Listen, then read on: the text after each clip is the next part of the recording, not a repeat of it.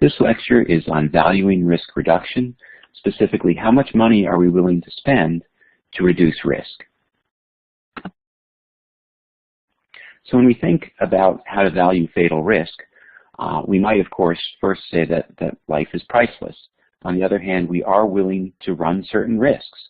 And when we think about the different activities that we are involved in, the different products that we use, we realize that some of these do have fatal risks, and yet it's in accordance with our values and preferences to use these products. Things such as driving, flying, taking different medications, all have certain risks. They also, of course, have benefits and may in some way reduce our fatal risks, but they also create fatal risks. So how do we decide how much risk is acceptable? So clearly, I think an activity that has more benefits would warrant running more risk. So now we can look at, when we make investments in reducing risk, we can evaluate how much that investment will reduce risk on a per dollar basis. So now we're looking for basically an appropriate trade-off between risks and costs, with the idea perhaps that if it costs more than a certain amount, it might not be worth making that investment to reduce risk. So this is the problem of monetizing risk, putting a value on fatality risk, or similar issues arise with risks to health. So here our benefits are in terms of improved health, longer life. That's the risk reduction benefits. But the costs of risk reduction are usually monetary. Usually there's some sort of steps that we need to take that would require a monetary investment. So we need some way to develop a dollar per risk figure. Now it is typical in this to use a denominator of 1. In other words, one life lost. So that leads to the perhaps unfortunate term of, dollars per life, or value of a statistical life. You'll often see that abbreviated VSL. How much dollars do we invest to save one statistical life? Now, as risk assessors, we don't like the term value of life or value of statistical life. Why don't we?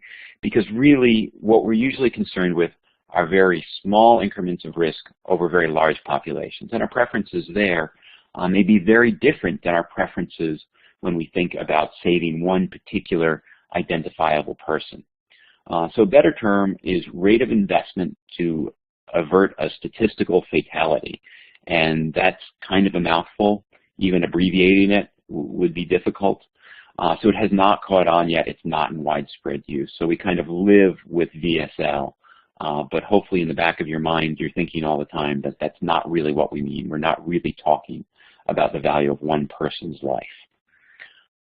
Now, one could sort of argue in some way, is a statistical life somebody? Is just someone we don't know who? But again, there are some theoretical reasons to value differently small increments and low risks that are shared out over large numbers of people. So there are 4 different approaches that I will cover in this lecture for how you put a dollar on how much we should invest to incrementally lower risk across large populations. One is called the lifetime earnings method. Another is contingent valuation. A third is labor market surveys. And the fourth is foregone risk avoidance investments. I'll talk about each of these in turn. So the first one is lifetime earnings. So here we take the earnings of an individual over a lifetime, or over the portion of a lifetime lost due to premature death, and we assign that as the dollar value of a premature fatality. Future earnings would be discounted back to present value, and this comes to roughly $1 to $1.5 million per life. This tends to be low compared to the other 3 methods that I'm going to talk about. And I've got a source there that you can estimate. Notice that comes from the Center for Tobacco Research and Education. There was a lot of legal proceedings regarding lives lost to tobacco and a settlement based on there. And so lifetime earnings is something that is used in the law that will be used, for example, in compensation for wrongful death cases, it does produce low statistical life values. We don't like it as risk assessors, and we do not use it. I'm going to say the better risk assessors do not use it. It is much more on the value of a particular person. That is, again, how it is used in law. A particular identifiable person is subject to wrongful death. How much does the person who caused that death have to compensate the family? That's a very different situation from how do we as a society invest in reducing incrementally low risks throughout our society. What are some of the problems with this? Well, one obvious example is, I have on the slide, grandma has no value. A retired person would have no value because they have no more income, no more earnings, no more earned income. That simply does not match our preferences. We value people in society, whether they are earning an income or not. There's also really no good theoretical basis for this. And just to point out the absurdity of this, men do have higher earned incomes in our society, but I think very few people would be willing to say that men are worth more than women. So again, just ways of pointing out that this method simply does not match our preferences, it doesn't have a theoretical basis, and really is not a good method to use. The second method is called contingent valuation. So this is based on surveys, and you ask people, how much would you have to be paid to accept a 1 in 1 million risk? Or how much would you pay to avoid a 1 in 1 million risk? And you can get slightly different results from how you ask the question. Now, what's good about this approach is it has a theoretical basis. That's actually the question that we want answered. The problem is whether people can give an informed response to that question. So when I say it has a theoretical basis, we're able to ask people about very low risks and about very small changes, increments to those risks. And the way we want to value things is basically based on people's preferences. We want to do our evaluations such that they reflect the preferences of people, so why not go and ask them? Well, here are the problems with going in and ask them. Can people actually give informed responses to these sort of bizarre hypothetical situations where you know precisely that the risk is being reduced by exactly 1 in 1 million? Are people able to understand and make informed choices about these very low risks? A 1 in 1 million risk. Can we even visualize 1 million people and one of them not dying? Another issue is that wealthier people have more income and they will tend to value their lives more. They will give higher answers on those survey questions. But should we? Doesn't that get at issues of basic societal fairness to say that we're willing to invest more to save the lives of rich people than poor people? So that's clearly problematic. Just to give an example of some of the problems that you can get into with this, I know of a couple studies that basically once you introduced fatality risk, people tended to give very similar willingness to pay to avoid that fatality risk, no matter what the actual quantitative value of the risk, whether it was 1 in a million or 1 in 100,000 or 1 in 10,000. So that's an idea that sort of when it comes to fatality risk, people just have a hard time making these kinds of quantitative reasoning-based choices that we would like them to. The third approach, and this is the approach that is used most frequently in these sorts of risk assessment benefit cost evaluations. And this is a labor market survey. So here you ask the question, how much do people in riskier jobs get paid? So you look, for example, at coal mining, which is a risky job, and you try to find a job similar to coal mining in terms of the hours worked, the level of education needed, and you see how much more coal miners get paid than people in the safer job. And you say that that difference is due to the additional fatality risk that coal miners are subjected to. So that's obviously a very big leap there. Now, I'm making it a little bit simplistic. In actuality, these people use multiple regression analysis to adjust for different aspects of compensation. So they take many different jobs and they rate them as far as the education, risk, and other factors that might make them more or less attractive. And then they try to back out from that basically a coefficient on the risk, which is the value that people place on incrementally larger risk for their job. So this is what the Environmental Protection Agency typically uses for their risk valuation numbers. And it comes in somewhere around $6 million per life, and that does get adjusted annually by inflation. So you can see that's much higher than the lifetime earnings approach. So what are some pros and cons of these labor market surveys? Even though they are at this point the preferred method, there's some concern. Are we really adjusting for everything except risk? When you look at, being a coal miner versus being a waiter, can you really capture all of the differences between those jobs in the variables that you can code for in a regression analysis? And then, are workers making an informed choice when they accept riskier work? Is that really the difference with coal miner? Maybe they simply find other aspects of the job not as pleasant and demand a premium for that reason. Also note that in this case, these people have voluntarily accepted these jobs.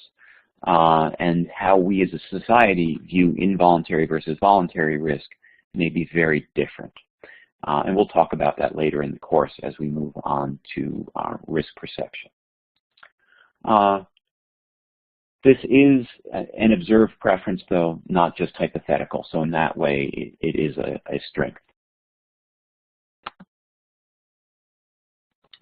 Now I'm showing a slide here which has on the x-axis the annual occupational mortality risk per 1,000 workers, and then the value of statistical life estimated by some different studies. And typically in our risk assessments, we tend to assume a single value of statistical life. But here you can see that the value of statistical life is actually a function of the mortality risk, particularly that people tend to have lower valuations as the risk gets higher. So there may be some premium on a job simply having a mortality risk versus not having a mortality risk, and then people aren't that responsive to increases in mortality risk. And you can see that these span a range with values of statistical life somewhere, for the lower risk range, call it somewhere in the $5 to $20 million range, very roughly. Okay, the last method that we'll talk about is foregone risk avoidance. The basis of this is if we pass a regulation and force people to spend money on a particular risk reduction activity, we reduce their income and they have less money to spend on other things. So for example, we might impose a standard on drinking water quality and say that a small rural town has to spend money upgrading their water treatment plant. They have to raise water rates in that community, and people have to pay their water bills. They need water, but they wind up skimping in other areas. For example, they might not repair the brakes on their car and be subject to increased risk of a fatal car accident because they haven't done that maintenance. Or they might skip a visit to the doctor and say, I'll just live with that ache and pain rather than it getting checked out. And of course, there's some risk that that might be a very serious problem that could have been addressed if the doctor had seen it early. So by reducing their risk reduction in maintaining the car or in healthcare, you might actually impose greater risk than you are reducing by protecting their drinking water. So then the question is, how much money spent on risk reduction will actually cause an additional fatality through people foregoing risk reduction? Now, this is very heterogeneous throughout society. It's a very real effect, I think, with lower income people, and probably not much of a concern with higher income people. But estimates sort of across the economy tend to come in somewhere around $15 million per life. So that's in general higher than the other estimates, coming in on the high end of the ranges that we get for the labor market surveys. Much higher than the lifetime earnings method. So I would say that this is theoretically an upper bound on what we should spend on risk. We certainly wouldn't want to increase fatalities through a risk reduction measure. We might, however, want to spend our resources on things besides risk reduction, since we do value things besides risk reduction. As I pointed out, probably very heterogeneous, with lower income people having a much lower threshold. There is, on the strength, a sort of common sense appeal: don't make people worse off overall. And if we use this value, we should maximize the risk reduction obtained. Although, again, we might want to spend our resources on things besides risk reduction. Now, so far, as we talked about these, value of statistical life techniques, or more appropriate rate of investment to avert a statistical fatality, we've been valuing all lives equally. There is some question, however, is it worse to produce fatalities among the young as compared to the old? Old people have fewer years left to live. So how do we feel about that? Well, there is a method called years of life lost that does particularly look at not just whether a fatality is caused, but the number of years of life that would be expected to be lost as a result of that.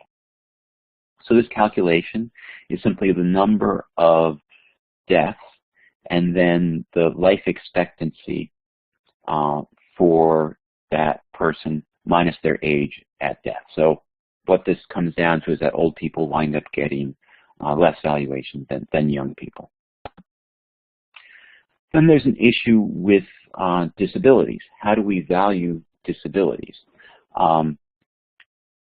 United States government benefit cost analyses do include hospitalization costs, and they can also include a valuation of how much one is willing to pay to avoid a disability. So, for example, if there's an environmental exposure that could result in a particular type of cancer that could leave one disabled, not necessarily fatality, but in some way permanently disable you, loss of sight, loss of a limb, that can get counted in, and the way that gets counted in through a dollar value is usually through contingent valuation. How much would one be willing to pay to avoid losing a limb? And the one positive aspect there is it seems like people are able to process these non-fatal risks a little bit better in the survey environment and give maybe more consistent and informed judgments as to how they feel about how much they would invest in avoiding those losses. There are also some efforts to standardize this and include years of life lost and disability. And these methods are not used by the U.S. government. They are quality-adjusted life years, or QALYs, and disability-adjusted life years, or DALYs. Okay, a disability-adjusted life years is simply where we take the years of life lost and we add to it the years lost to disability, so that we are counting in our losses both lifetime and disability effects. The years lost to disability is a function of the number of cases, the number of people, and a particular disability weight. So a factor for how much we weight a particular disability. And then D is the duration. So a very serious loss, for example, losing a limb, would have a very high disability weight, and a minor issue like perhaps having a headache for a day might have a much lower disability weight. Quality adjusted life years is where we give each year of life lived a quality of life factor, and we multiply the years lived, the duration, by the quality of life factor and sum them up over a person's life. In this view, looking at it perhaps a little simplistically, one might say that the disabled people have a lower quality of life factor. I mean, that is true. The reason that is true is that we want to value the loss of ability and have some incentive in our economic valuations for policies that mitigate risks that would only disable people. It does mean that sort of theoretically one would invest less in saving the life of a disabled person. I don't think that that's ever the intent of the analysis, but the idea that a disabled person, someone who became disabled and then lost their life, would somehow be valued less is not considered acceptable for our societal values. And so the U.S. government does not use quality-adjusted life years for that reason, but they can be used in independent analyses, such as the ones that you'll be doing in your projects.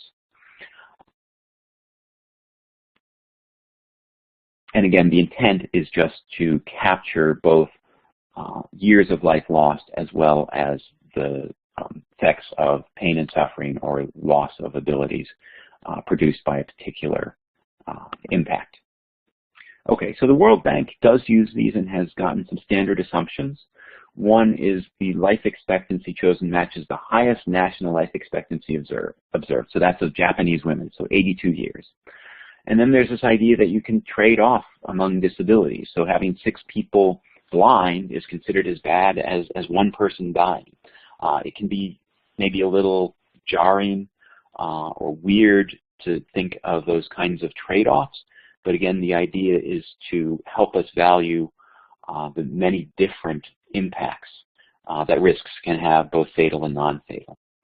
So age weights rise from birth until age 25 and then start to decline slowly thereafter. Future health benefits are discounted at a rate of 3%, and health is considered a public good. We sum the benefits and costs across society without regard to the different individuals. So 2 people each losing 10 years of disability life is as bad as one person losing 20 years. That might not agree precisely with our assumptions. We might rather spread out disabilities among different people. But again, this system doesn't capture those nuances. So this slide shows the relationship between DALYs and QALYs. And, you know, to a rough approximation, the disability-adjusted life years and the quality-adjusted life years add up to 1. So you can see on the left, someone's quality of life is going along at 1, and then they have some occasional minor pain. Their quality of life goes down a little bit. And then you can see over on the right-hand side, there is a little dip that they experience in their quality of life during that period. And so that dip shows up as a disability-adjusted life year.